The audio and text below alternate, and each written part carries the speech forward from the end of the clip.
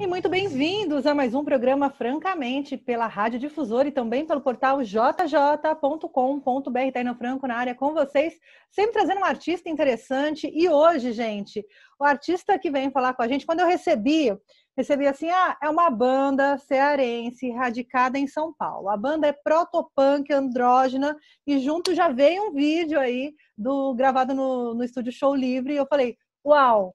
Para quando? Vamos falar com eles, Jonathan Doll e os Garotos Solventes. Eu fiquei super curiosa aí para conhecer o som de vocês, fui dar uma olhadinha nos materiais gravados, né? Vi que vocês lançaram aí em 2019.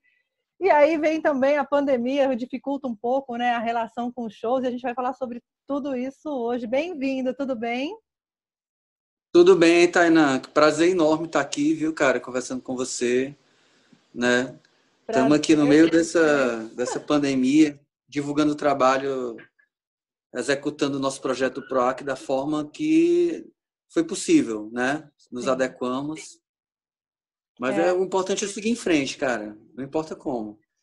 E aí, eu já quero começar... a gente já vamos tirar a pandemia da frente, né? Começando por isso.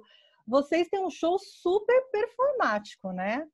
O show de vocês não é um banquinho, um violão, uma iluminação, né? Tem uma loucura ali, que o show presencial, ele colabora para que essa epifania aconteça, né? Como que está sendo adequar aí a turnê, né? Adequar os shows ao ambiente virtual? Pois é, até então, até esse projeto, né, até ontem, todas as lives que eu fiz, ou vídeos que eu transmiti online, foram num formato reduzido, guitarra e voz. Às vezes o Edson Van Gogh, que é o guitarrista, que a gente mora junto, né? Então, às vezes nós fazíamos os dois juntos, ou então eu fiquei um tempo em Arcos, no interior de Minas Gerais, porque a minha namorada está grávida, e ela foi passar um tempo na pandemia, longe desse centro urbano, né, casa do pai, e eu fui junto. E eu fazia umas lives lá no meio do mato, só eu, né? Até que eu levei uma queda de bicicleta, lasquei a cara todinha, lasquei as partes baixas. Uau! Vou até mostrar que as caras tá melhorando, quebrei os dentes. Aí, cara, aconteceu umas coisas muito loucas. Aí eu compus, né, muitas canções e gerou até material aí para um disco novo, hein, assim que acabar de divulgar o Alienígena, que foi o último álbum. Mas é isso. Então, até então era assim, né? E agora a gente a gente resolveu se juntar, a banda, gravar, fazer um vídeo, pensar, bem, já que a gente não pode estar com a galera, não tem aquela performance, vamos fazer um vídeo que transmita a banda tocando, as pessoas vão sentir isso através do vídeo, né?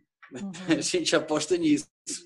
A gente fez um vídeo bem cru. Ontem a gente exibiu primeiro na Fábrica de Cultura do Capão Redondo. Está no YouTube lá da fábrica. Que legal. Está no link da gente do Instagram, quem quiser ver. Vou deixar o Instagram aqui para a galera já começar a pesquisar e acompanhar, porque, na verdade, hoje a experiência artística, né, ela retoma um grande valor, né? Numa era aí que a gente passou tanto tempo nas lives, né? Tá todo mundo na loucura de querer ir para o show, de querer estar todo mundo junto, de estar ali embaixo do palco, né? De ver o artista pessoalmente, né? E essa vontade vai ficar aí mais tempo, hein, cara?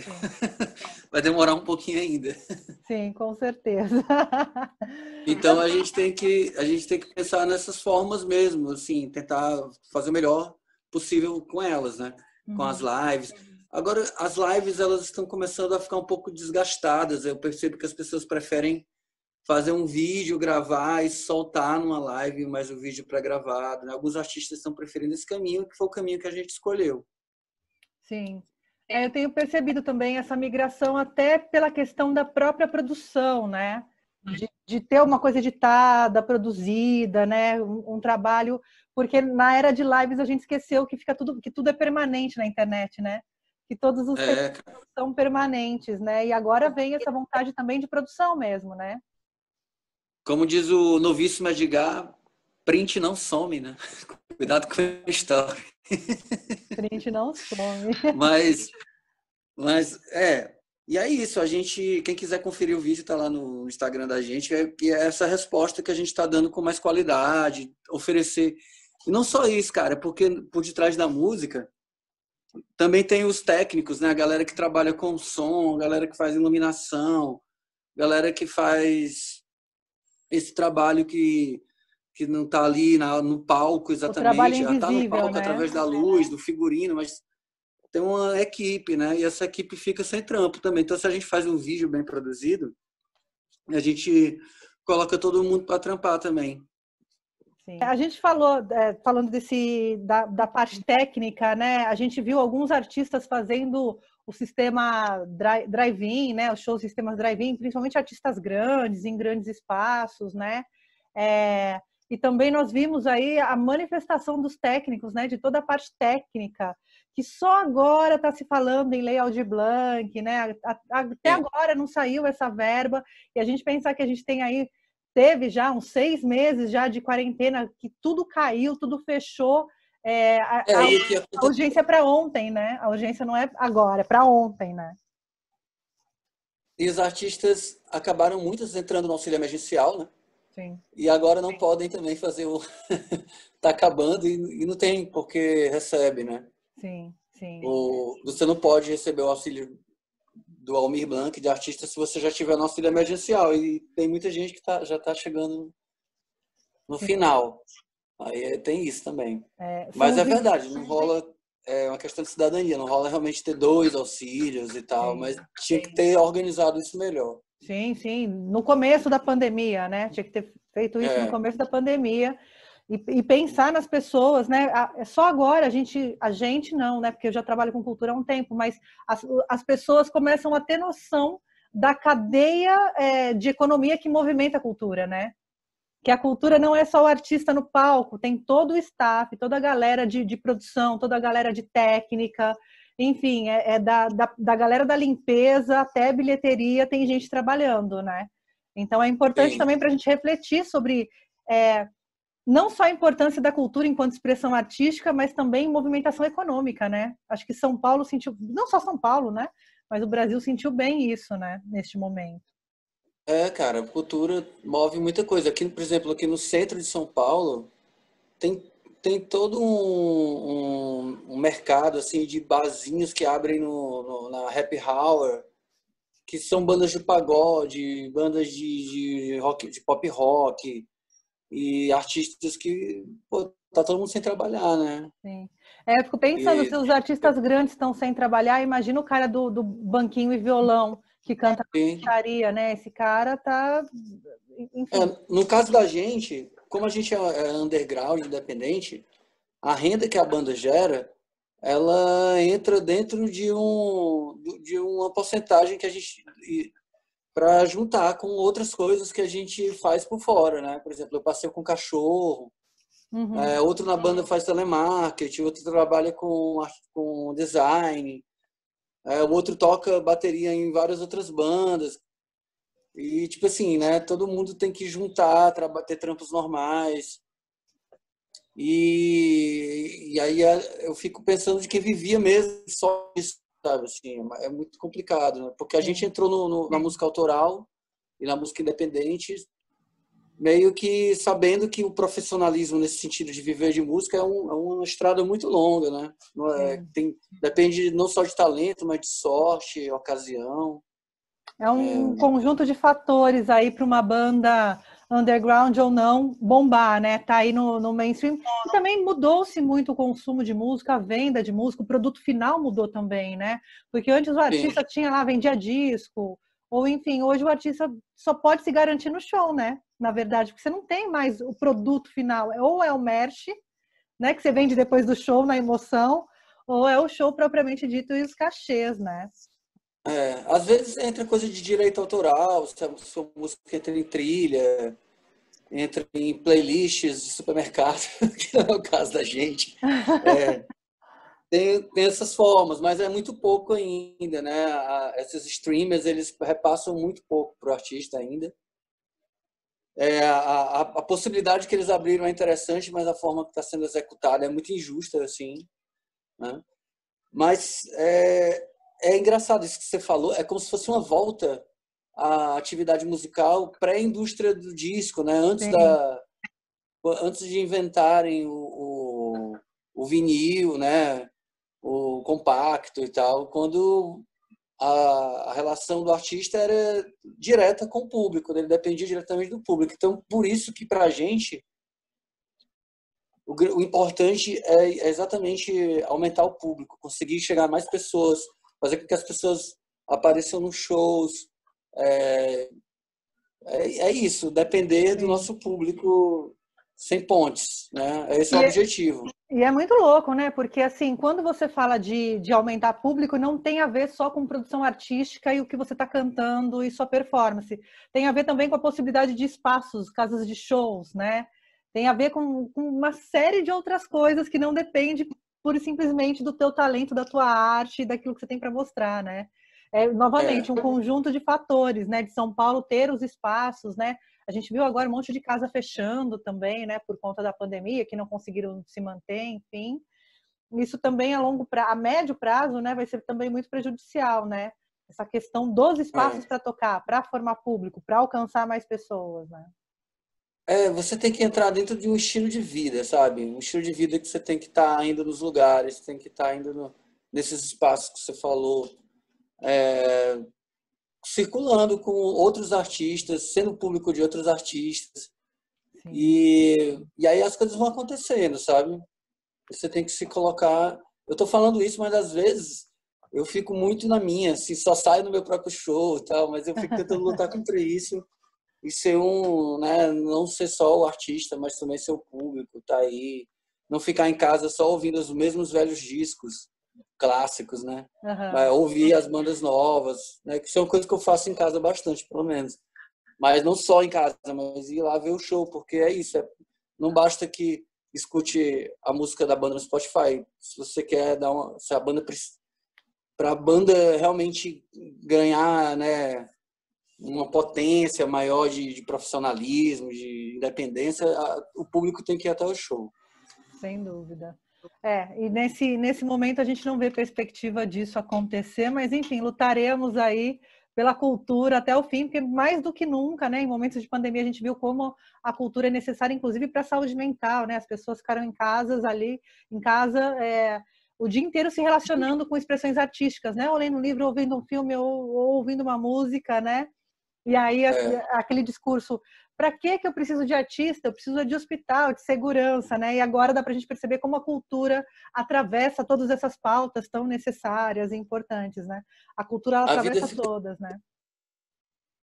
a vida fica cinza sem as cores da arte, assim. Então é uma vida que, pelo menos para mim, não valeria a pena ser vivida, né? Também para mim também não. Cara, vamos falar do som, de Ceará para São Paulo, uma proposta completamente diferente ali, né, de se expressar, traz o punk, né? Eu vi o Estúdio Show Livre de vocês, adorei a performance, achei foda, assim. Queria que você falasse um pouquinho desse. Quando veio o artista? Quando o Jonathan chegou e virou Jonathan Doll? Quando isso aconteceu? Quando essa epifania aconteceu na sua vida? Que Ó, você se é uma reconheceu? resposta bem complexa. É uma resposta bem complexa, né? Mas começou provavelmente, acho que como na maioria dos artistas e, enfim, pessoas que gostam de se expressar de forma artística, né? Na infância, né? Quando eu era criança, a minha família a minha família é evangélica, né? Eu cresci só com a minha família parte de mãe. Meu pai foi ausente até uns 10, 9 anos e tal. E, e era uma família da Assembleia de Deus, evangélico raiz, que tinha toda essa diferença, fazia toda essa dicotomia entre o mundo, o que eles chamavam de mundo, né, que eram as atividades seculares, e a igreja, né? Mas mesmo assim, né, eu estudava num colégio de freiras. Por algum motivo bizarro, eles achavam que a melhor educação era a educação de freiras, embora fossem evangélicos. E no colégio, cara, eu ia entrando em contato com outras pessoas, que gostavam de, né? Então, assim, fui saindo daquele muro religioso, né? E não só no colégio, mas na TV. Né? Eu comecei a ficar muito fã de alguns filmes, alguns desenhos animados, algumas coisas que me davam vontade de ser mais do que um cara que vai para a igreja, uma criança que vai para a igreja, que, que minha mãe dizia que eu deveria ser um engenheiro ou um arquiteto, algo assim. E eu queria não, eu queria ser um desenho animado. Ou então queria ser o astro do meu próprio seriado de comédia. Eu achava que a vida era séria. E aí, cara, eu começava a chamar a atenção das pessoas na escola, fazer várias coisas para chamar a atenção. Fazer umas escatologias, fazer umas coisas nojentas, comia os chicletes que ficavam debaixo das cadeiras, lambia o sapato das pessoas, né? Fingia que me transformava num monstro e começava a perseguir a galera cheia de baba na cara. E aí, isso criança, né? E aí eu acho que, no meio disso tudo aí, eu descobri o Michael Jackson, né? E filmes de terror e tal. Eu vi o clipe de Thriller. E aí eu comecei a dançar, né? Por mim mesmo, eu ficava imitando o Michael Jackson.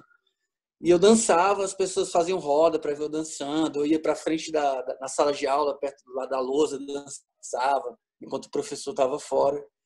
E isso, acho que foi a primeira experiência que eu tive assim, de oferecer sei lá, um entretenimento para as pessoas, A né? performance veio antes da música, inclusive, né? Sim, total. E aí, a partir da música do Michael Jackson, acho que eu vi um clipe que tinha um Slash do Guns N' Roses e tal, eu comecei a gostar de rock. E aconteceu também um episódio interessante. A minha família gostava muito, apesar de ser evangélicas, gostavam muito de filmes. E quando o videocassete apareceu lá em casa, a gente às vezes viajava, ia para um sítio lá da família, e se alugava um monte de fitas, né? E meu avô ele gostava de filme de Kung Fu, filme de guerra. Eu gostava de filme de terror, filme infantil. E desses filmes de guerra que meu avô alugava, ele sem querer alugou o The Wall, do Pink Floyd, porque no encarte do VHS tinha uns tanques de guerra, né? Tinha as imagens lá da Segunda Guerra Mundial do filme. E aí, quando a gente começou a ver, meu avô percebeu que não era um filme de guerra, né? Que era um musical e tal. Mas eu fiquei vendo. E, cara, as letras do Roger Waters me impactaram muito, muito mesmo. Assim, a cena que as crianças queimavam a escola ficou na minha cabeça. Eu queria muito tocar fogo na escola depois disso. Hoje em dia, né, pô, meu pai. Mas, enfim, na época eu queria me rebelar, né? Eu me sentia muito oprimido em casa pelos evangélicos e na escola eu era um evangélico e era oprimido porque eu era o único evangélico ali. Eles ainda não eram a maioria, né, nos anos 80. Sim. Hoje eles são. Mas, e aí, cara, aí eu era muito preso em casa. Então, assim, para mim, uma coisa que foi muito clara, para mim nunca bastou curtir só, né? Ver um filme e só assistir. Eu tinha que fazer também, eu tinha que dar uma resposta, né? Então, quando eu comecei a gostar de rock e eu decidi me tornar músico, a minha tia, uma tia minha que era a ovelha negra da família, inclusive você pode vê-la no clipe da Rua de Trás. Ela dá uma fala lá. Ela me deu uma guitarra tonante, né? E a partir dessa guitarra eu comecei a criar músicas de um acorde, duas notas. Aí nesse momento eu andava com o pessoal do metal e o pessoal do metal muito técnico, né? Ficava tirando sarro das minhas músicas de uma nota, duas notas. E eu entrei em contato com o punk, né? Caiu nas minhas mãos uma revista general sobre o Ramones, do texto do André Baskinski. Cara, e o texto dele assim me pirou. Não estou sozinho. Existem pessoas que também fazem músicas com apenas dois acordes, né? E aí eu comecei a criar, formei minha primeira banda, a Cobaia. Estou nessa até agora. Estou aqui. Eu sempre brinco que o punk deu a possibilidade de todo mundo conseguir se enxergar se expressando musicalmente, né? Porque se você pegar desde Pink Floyd até o heavy metal mesmo, né? Todas aquelas notas, toda aquela poesia musicada, né? E Ramones, eu acho que veio nesse marco, assim, não só Ramones, mas as bandas de punk, assim, da final de 70 para 80, elas vieram quebrar isso, música rápida, 3 acordes e tacando fogo na coisa toda, né? Tacou fogo no cenário musical, né? Era uma música urgente, direta. Mas aí depois, com o tempo, hoje em dia, por exemplo, eu percebo que não é só o punk, né, cara, que tem Na verdade, é a proposta minimalista, né? Você pode fazer coisas muito belas e muito poéticas com minimalismo. Tá aí o Brian Eno para provar lá com seu som ambient, né? A música eletrônica também. O próprio funk, né, cara? O próprio funk é muito minimalista. Hoje em dia, assim, eu fico vendo algumas músicas que a molecada tá ouvindo, às vezes é só uma batida, tuc, tuc, e uma respiração. Pronto, bota uma letra, um ritmo.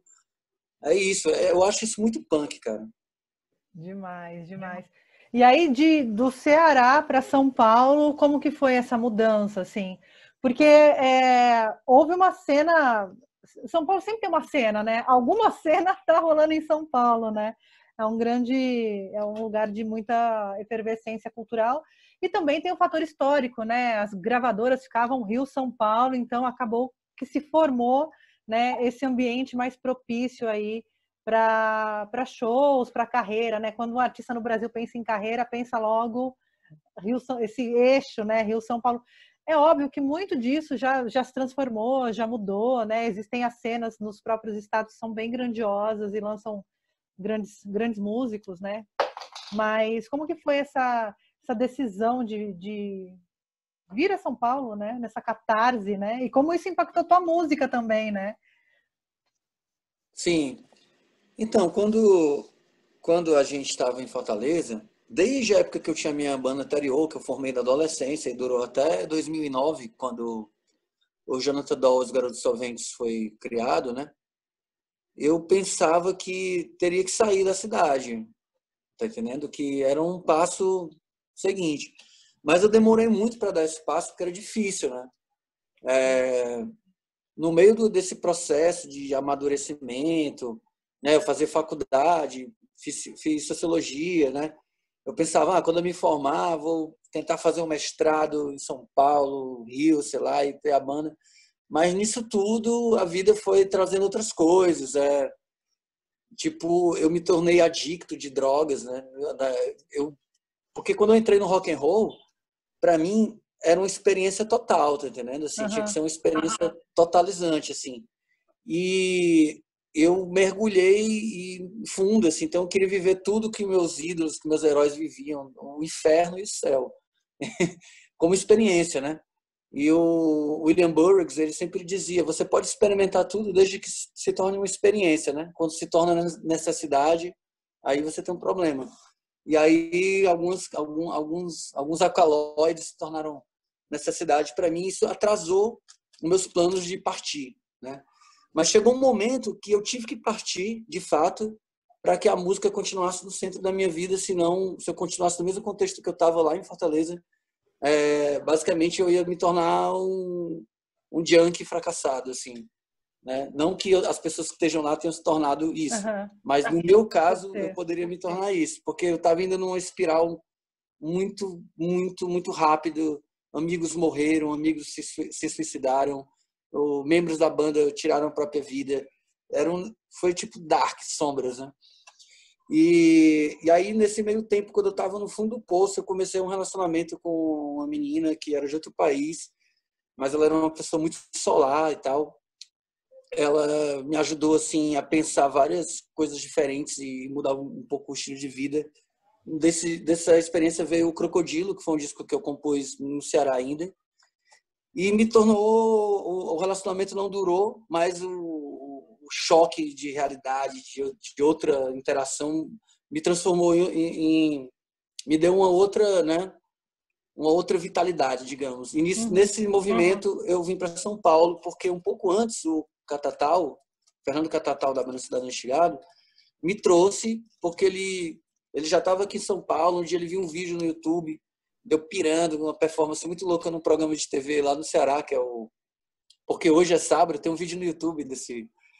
se eu não me engano, no YouTube tá Performance Alucinante de Jonathan Doll. Depois vejam lá. Enfim, o Catatal viu esse vídeo, ele não se conhecia, apesar dele ser cearense, né? Ele mandou umas mensagens, pô, cara, massa, vamos fazer umas coisas juntos.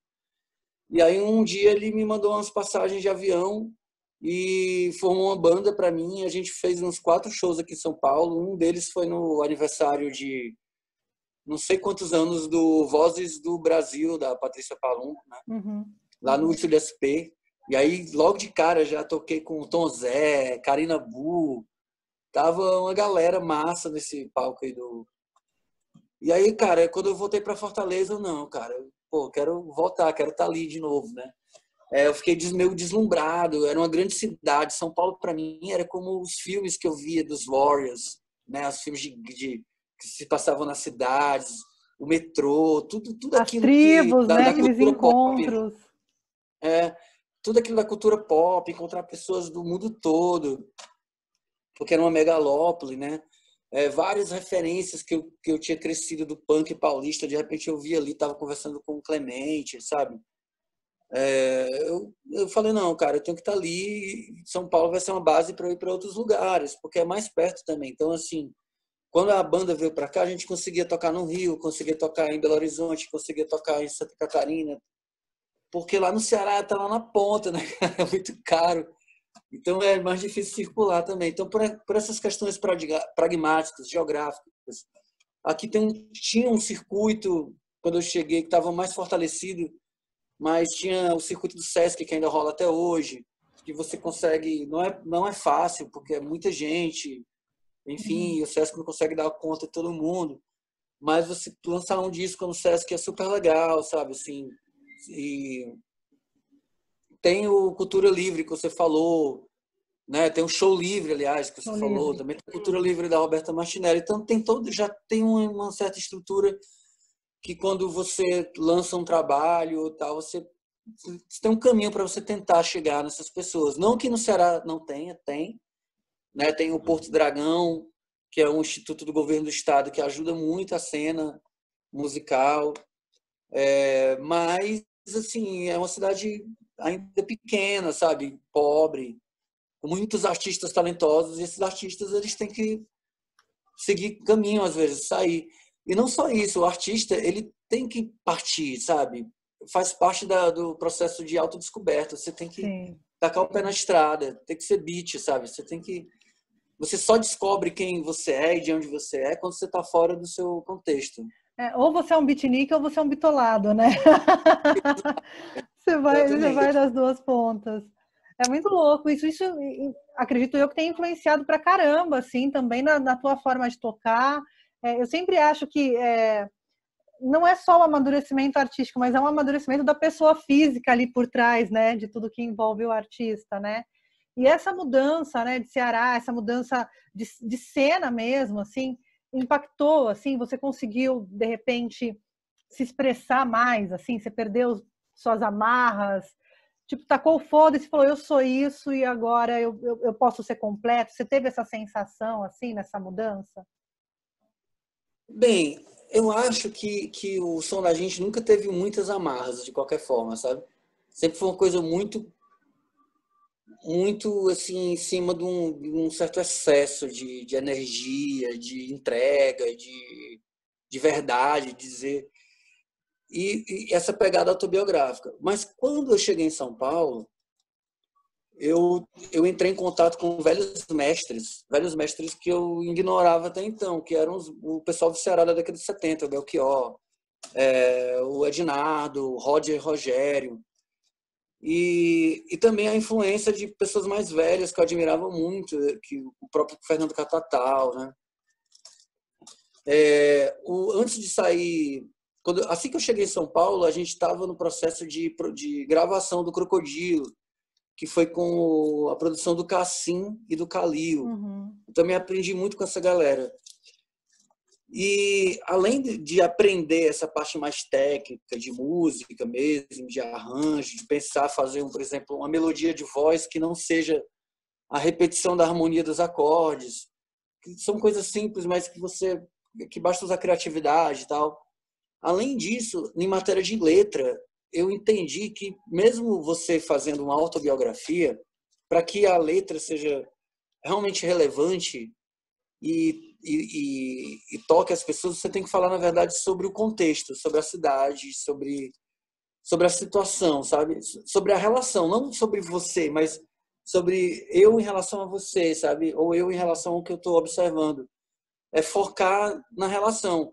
O On the Road, do Jack Kerouac, os livros da Pat Smith, ou as músicas do Lou Reed, elas só são realmente interessantes porque ele está sempre focando na relação com o meio. Se ele falasse muito focado no euzinho, ia soar, não ia soar tão potente, sabe? Então, o disco Alienígena, que foi o último álbum da gente, que foi feito para São Paulo, eu sempre procurava nas letras estar ali mais como um observador, né? Assim, eu estou falando do meu sentimento, estou falando de coisas, mas eu estou ali, tipo, colocando em foco as visões que eu estou mostrando para quem está ouvindo a música, né?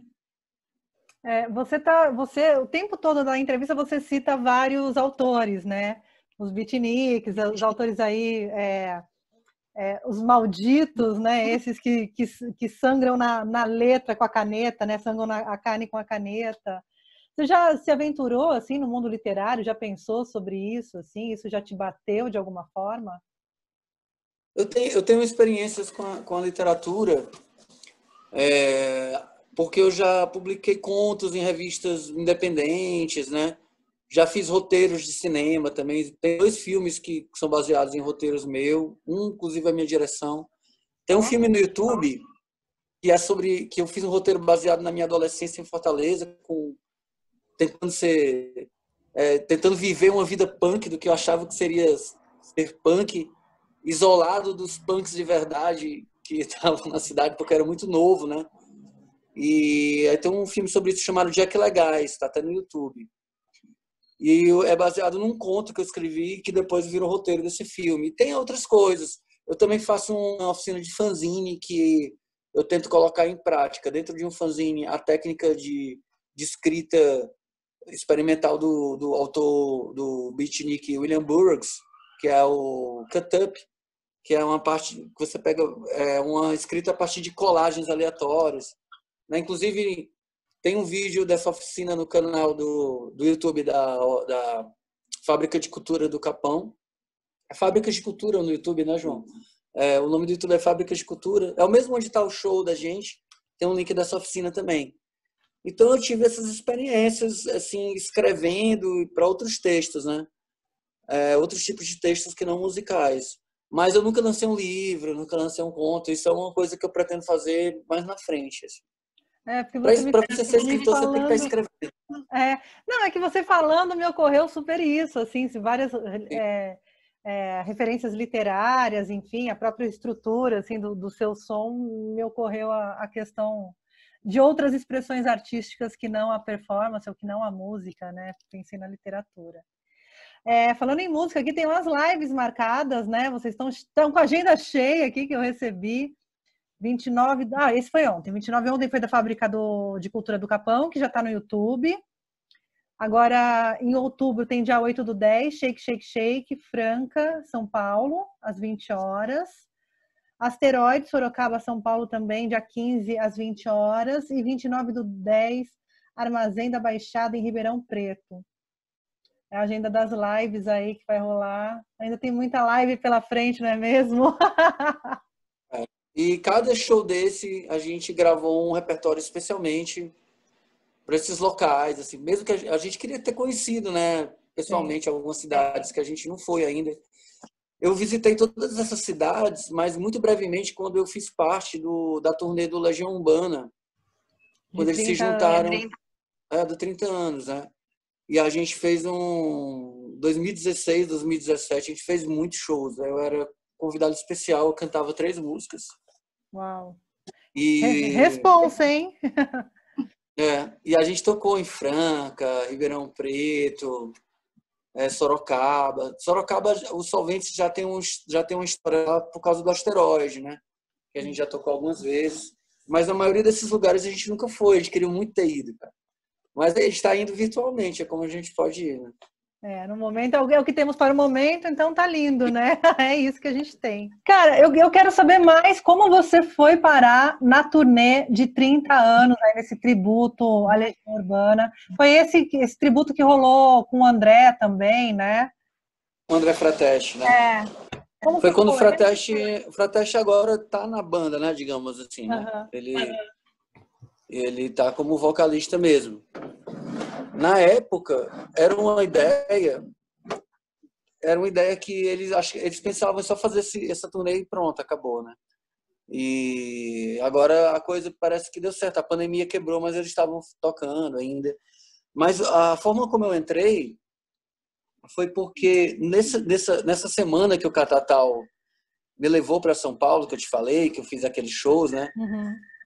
Com ele, um desses shows, um dos convidados que ele chamou foi o Dado Villa-Lobos, porque eles tinham se encontrado, tinham tocado em Portugal antes, tocaram juntos também no Réveillon lá em Fortaleza, que é engraçado, eu estava lá como público vendo o Catatal e o Dado.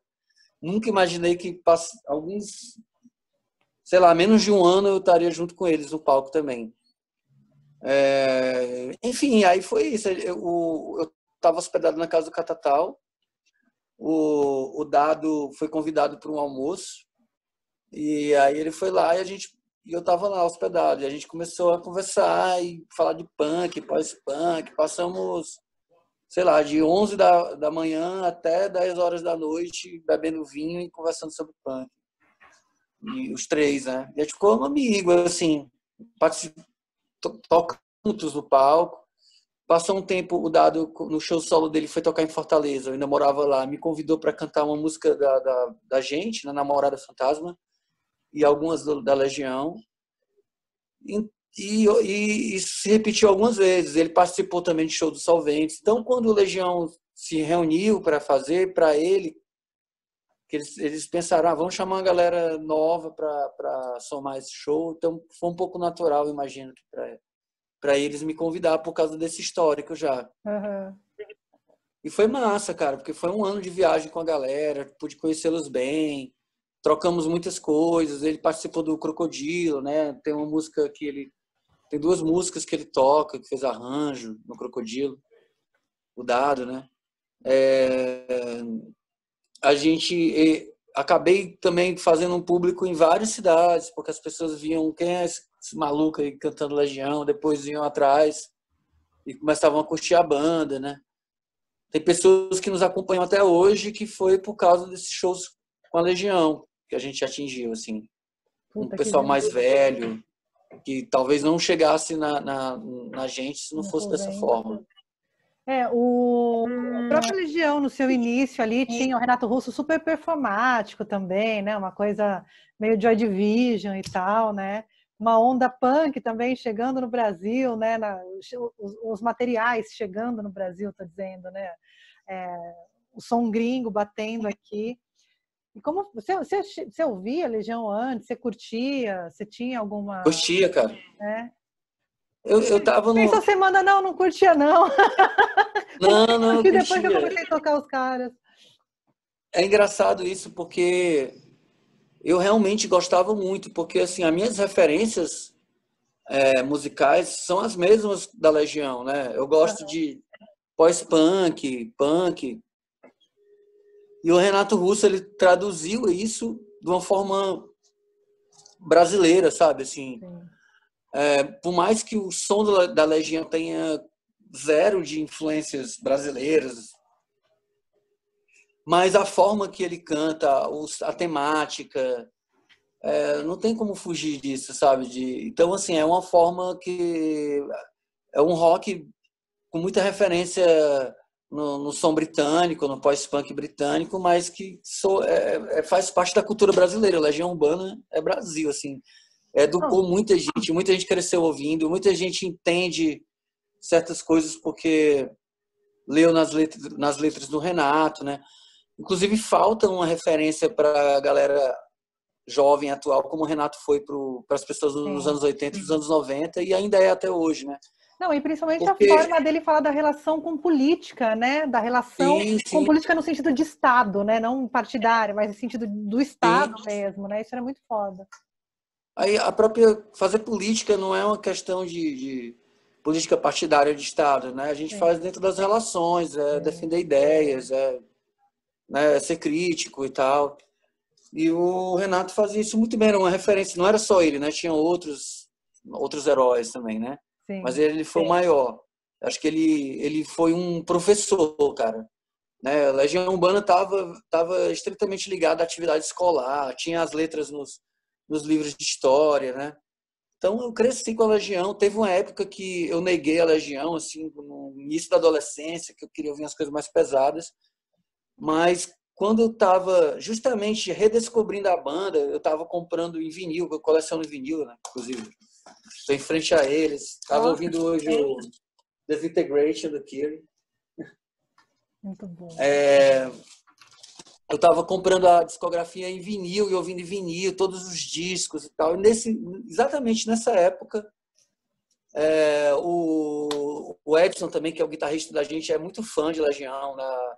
Dá para perceber certas influências na guitarra dele, do Dado, as harmônicas. Então, nessa época, foi justamente quando o Dado apareceu. Assim, então, foi muito legal para a gente. Assim, né? Demais, demais. Eu tive esse mesma. Eu ouvia bastante Legião, ouvia muito Legião, Engenheiros do Havaí, e aí eu tive uma ruptura, assim, atrás de outros sons, coisas mais pesadas, inclusive, né? Outros estilos. E aí eu fui me reencontrar com Legião naquele. Eu ouvi o Renato Russo italiano, sabe? Assim, aí eu fui pegar aquele disco Capa Azul, o último. Putz, esqueci o nome do disco. A Fugiu. Tempestade a Tempestade? Aquilo me pegou, meu amigo, aquilo me pegou, me arrebatou, assim. Aí fui revisitar. Isso me levou de volta, sabe? Assim, a toda a discografia e me reencontrar com as músicas e tal, né? E é muito louco, assim. Eu acho Legião as letras super pesadas, assim, né? Bem pesadas em vários sentidos, né? E tem uma força que é atemporal ali, né? É atemporal. Eu acho que Sim. daqui 20 anos eu vou ouvir e vou falar, caralho, como isso é atual, como isso é verdadeiro ainda, enfim. Ele tinha esse dom, né, de transpor as coisas nas letras, né? Coisas tão profundas, né? Que às vezes a gente não consegue explicar, na verdade, né? Eu acho o 2, né, cara, o 2 Legião Urbana, um dos maiores discos da música brasileira, assim. Então, é um Sim. disco incrível, assim. E esse disco que você falou, A Tempestade, né, que foi um disco praticamente póstumo, né? Ele Sim. foi inacabado, as vozes são vozes guia, né? O Renato não chegou a terminar. Ele abre com uma música chamada Natália, que é uma música muito punk, muito atual, se a gente for ouvir essa letra hoje, né? Falando de uma certa deslumbre com o conservadorismo e as forças fascistas, né? Falando de vírus, é muito louco. Sim. E essa música, o Legião nunca tocou essa música, né? E o Dado, acho que ele nunca tinha tocado ela ao vivo. Ele tocou com a gente, com os Solventes, em um show que a gente fez lá na Farhouse, que é uma casa de show que tem lá na Lapa, Conheço. para levantar grana para imprimir o Alienígena. E aí ele fez esse show para a gente, né? Doou a bilheteria para a gente ter. E a gente tocou junto essa música, Natália. Você falou desse disco, eu lembrei disso. Né? Foi o disco que me levou de volta ao meu reencontro aí com a discografia, né, da Legião, tirar os discos do armário, aquele fita cassete, sabe, assim, tirar as coisas que eu adquiri nos anos 80 e revisitar e achar foda de novo, né? Acho que a vida é isso, né? Você vai se distanciando, aí você se reencontra aí com as coisas, né? Também vai muito do nosso momento, de quem a gente é naquela hora, né? E é muito louco como a gente também se reencontra, né? Quando a gente... Às vezes você não está pronto para um som, sabe?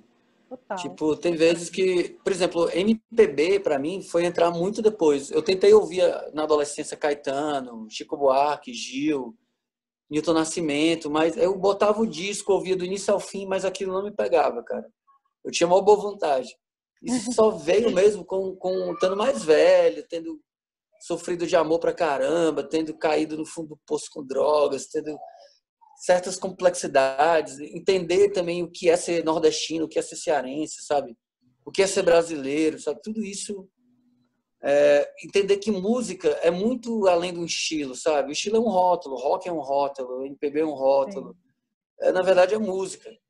E a gente fica fazendo essas barreiras e tal, mas essas barreiras não existem, não faz sentido.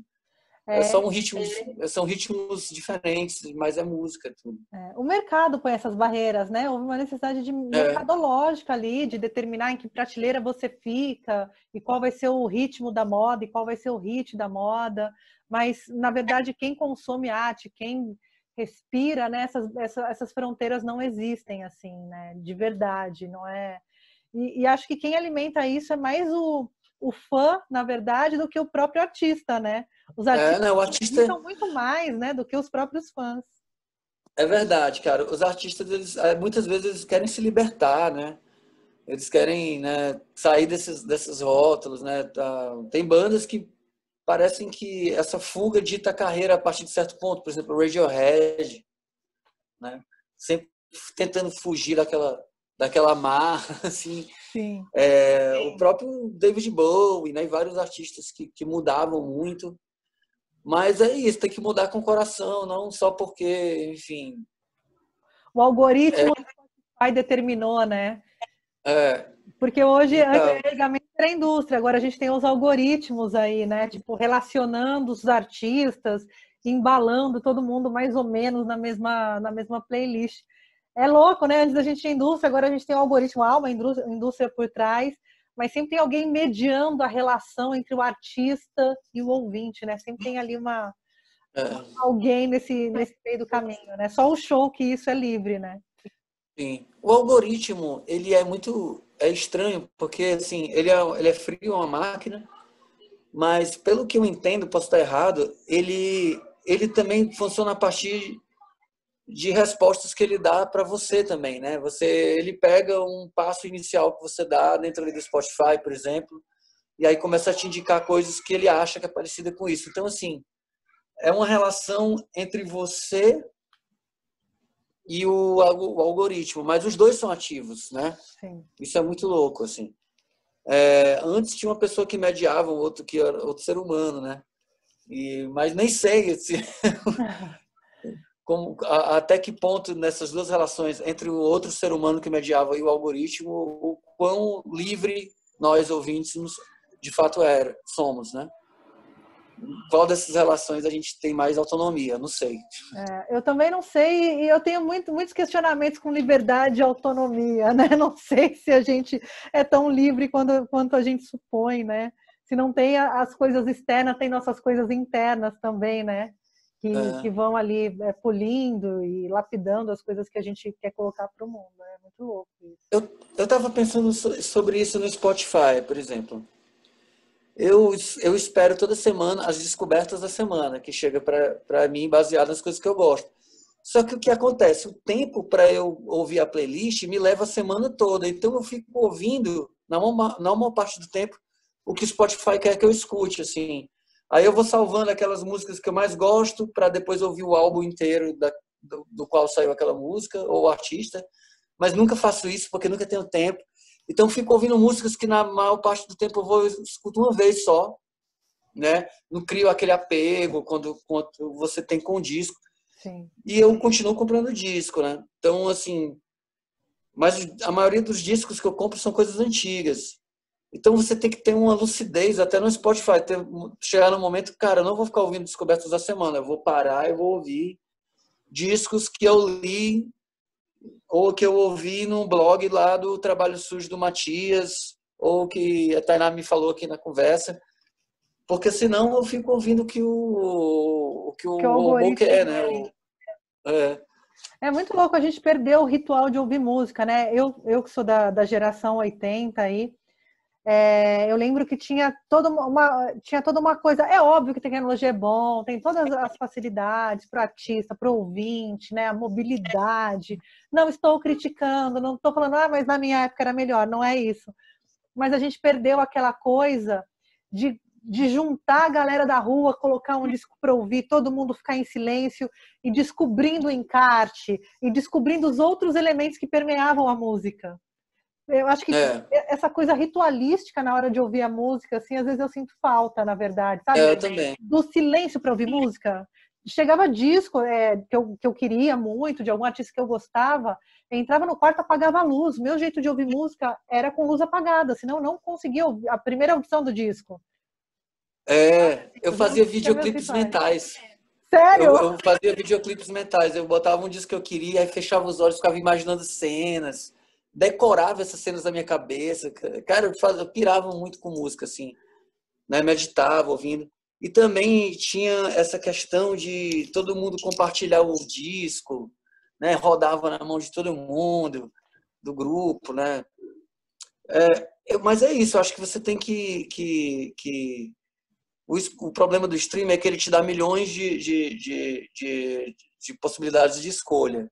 Só que isso, em vez de libertar você, às vezes acaba lhe travando. Então você tem que meio que esquecer um pouco disso e tipo, tentando dar conta. Sei lá, por exemplo, uma banda nova que eu tô gostando muito é uma banda da Austrália, que é a Emil and the Sniffers. Que é uma banda de uma menina na frente, um punk rock, um pub rock bem visceral. E aí eu vou lá no Spotify, vejo os discos dela, escuto um de cada vez e tal. Tento fazer dentro dessas plataformas o que se fazia com vinil. Mas é chato, por quê? Porque o Spotify não te dá muita informação, nem nenhuma das outras. Eu tô falando Spotify, mas o Deezer também não. Uhum. Não te dá um encarte, não te dá as letras. É uma fotinha bem pequena, né? Inclusive, parece que no Japão, streamers não rola, né? As pessoas não caiu muito, as pessoas elas veem muito YouTube e escutam CDs e vinil e YouTube. Porque no Spotify eles não acham justo pagar por uma coisa que não tem a informação, que não tem o encarte, que não tem a fotinha grande, sabe? Faz sentido. E é isso. Então, assim, isso atrapalha a nossa conexão, né? Sim. Parece que são só dados, assim, dados frios. 010101, toca a música e a sua relação acaba ali, né? Você não cria vínculo com o artista, né? De esperar o novo som do artista, ou de esperar o próximo disco, ou de curtir. É sempre... Eu tenho conversado com vários artistas que estão lançando som na quarentena, e é o grande dilema da maioria deles, que está lançando disco, lança um disco completo de uma vez, ou lanço singles mês a mês, porque daí o disco não envelhece tão rápido. Mas ao passo que se eu lançar um por mês, o conceito do disco se perde, porque o disco foi pensado para contar uma história. Vários conflitos aí, né? Na hora de lançar um disco, né? A gente pensa sobre isso, né? Porque realmente a orientação até desses CEOs, desses streamers, é que o artista ele tem que se manter criando, né? Tem que estar compondo, soltando música sempre para poder ficar, né, ficar em evidência dentro da plataforma. Mas é isso que você falou, perde o conceito. A gente prefere lidar com isso, de perder digamos, essa evidência toda. Porque esse frescor, né? Mas não são um álbum, porque também tudo é passageiro, cara, as coisas passam, o que ficam é a música, sabe? É a relação que você tem com seu público, né? E a gente vai conquistando um público de formiguinha em formiguinha, mas vai, cara. E as pessoas, elas esperam um álbum, elas querem ter o álbum, elas querem ter a experiência de ouvir um disco. Alienígena, vocês chegaram a prensar? Chegou a ter um elemento físico aí? Tem CD. Tem CD. Tem. Pode guardar o meu, que depois eu quero. Assim que a gente voltar às atividades presenciais, faço questão de estar num show de vocês aí. Fico aguardando. Tainá, com certeza vai ser ótimo. Foi uma indicação. A primeira coisa, não, você tem que ver ao vivo. Eu falei, tá tendo, onde tá tendo que eu vou. Assim que voltar, pode ter certeza que a gente vai tocar no Bar do Howlers aí em Jundiaí. Perfeito. Estaremos lá. A gente já tocou uma vez, ficamos de voltar a tocar, mas a pandemia chegou, né? Então temos que lidar com esse momento, mas vai passar. Como tudo passa. Para o bem e para o mal. Para o bem ou para o mal. Jonathan, obrigada mesmo, adorei o papo, espero te ver aqui em Jundiaí, quando rolar o Howlers aqui, a gente vai lá para o estúdio fazer entrevista de novo, já vai levar o CD e tudo mais, combinado? Demais, quero conhecer pessoalmente, muito legal o papo. Adorei muito também. Astral, muito natural, muito bom. Então a gente já fica esse combinado aí, né, da gente se encontrar pessoalmente assim que for possível, porque ainda estamos numa pandemia, não parece, mas ainda estamos aí, né, muita gente morrendo, então, se possível, se cuidem. Esse papo que você escuta pela difusora estará também no YouTube e no Spotify, disponível aí para você ouvir a hora que você quiser. Calibre seu algoritmo aí para que o seu algoritmo nos entregue para você, né? É isso aí. Fiquem em casa e aproveitem para ler aqueles livros que você nunca leu, ver aqueles filmes que você nunca viu. Se você tiver como fazer isso, lógico, tem que trabalhar em casa também, mas é isso. Consumam cultura, valorize o artista. E é isso. Um beijo. Um beijo, Tainá. Tchau. Tchau, tchau.